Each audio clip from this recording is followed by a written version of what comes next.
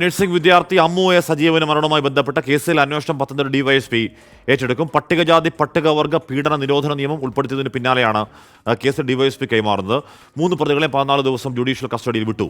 എ.വി. ജയശങ്കർ വിവരങ്ങളുമായി ചേർന്നു. ജയശങ്കർ, ആത്മഹത്യാ പ്രേരണ എന്നതിനപ്പുറമുള്ള മാനത്തിലേക്ക് ആ കേസ് കടക്കുകയാണ്. കുറച്ചുകൂടി ആ കേസ് സീരിയസ് ആവുന്നു അല്ലേ ജയശങ്കർ?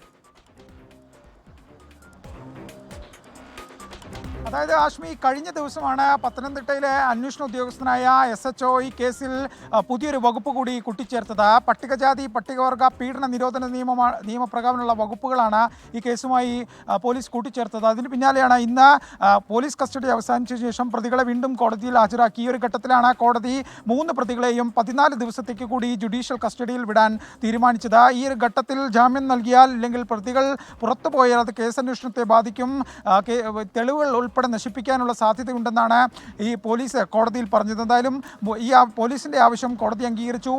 പ്രതികളെ ജാമ്യത്തിൽ വിടാൻ സ്വാഭാവിക ജാമ്യം നൽകേണ്ടെന്നൊരു തീരുമാനത്തിലേക്ക് കോടതി എത്തി. 3 പ്രതികളെയും ഇന്ന് തന്നെ കൊട്ടാരക്കര സ്പെഷ്യൽ സബ് ജയിലിലേക്ക് മാറ്റാനുള്ള നടപടികൾ ആരംഭിക്കും.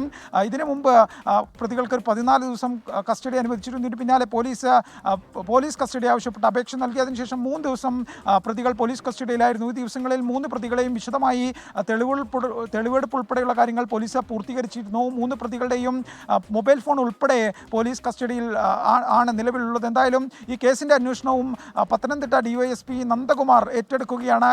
നിലവിലെ അന്വേഷണ ഉദ്യോഗസ്ഥനായ പത്തനംതിട്ട SHO കേസുമായി ബന്ധപ്പെട്ട ഫയലുകൾ ഇന്ന് തന്നെ ഡിവൈഎസ്പിക്ക് കൈമാറും.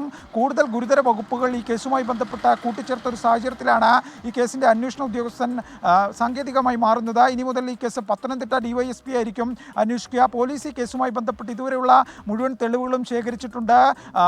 ഈ പിതാവ് നൽകിയ പരാതി, മരണത്തിന് മുമ്പ് പിതാവ് നൽകിയ പരാതി ഉൾപ്പെടെയാണ് പോലീസിൻ്റെ ഏറ്റവും പ്രധാനപ്പെട്ട തെളിവുകൾ. എന്തായാലും കോടതി കേസിൽ ജാമ്യം അനുവദിക്കാതെ അന്വേഷണ സംഘം ഗുരുതരമായ വകുപ്പുകളിട്ട് മുന്നോട്ട് പോകുന്നൊരു ഘട്ടത്തിൽ പ്രതികൾ ജാമ്യാപേക്ഷയുമായി സെഷൻസ് കോടതിയെ സമീപിക്കാനുള്ള സാധ്യത തള്ളിക്കളയാനാകില്ല.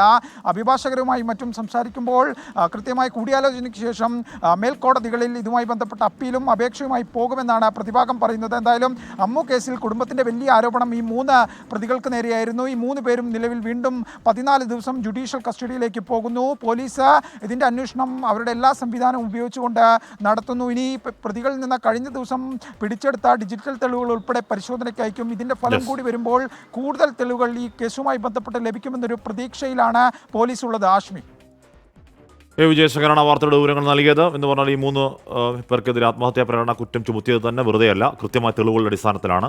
നിരന്തരം അമ്മുവിനെ ഇവർ മാനസികമായി പീഡിപ്പിച്ചിരുന്നു, ഉപദ്രവിച്ചിരുന്നു എന്നുള്ള മൊഴി, അതിൽ അച്ഛൻ്റെ പരാതി, ആ പരാതിയിൽ ഇവരോട് കോളേജ് ആവശ്യപ്പെട്ട മെമ്മോ, അതിൽ ഇവർ കുറ്റം സംബന്ധിച്ച് കൊടുത്ത വിശദീകരണ കുറിപ്പ്, അങ്ങനെ കുറേയധികം തെളിവുകൾ അവർക്കെതിരെ ഇതിനോടകമുണ്ട്. പിന്നെ ഈ വകുപ്പ് കൂടി ചേരുമ്പോൾ ആ കേസ് കുറച്ചുകൂടി ബലപ്പെടുകയാണ്.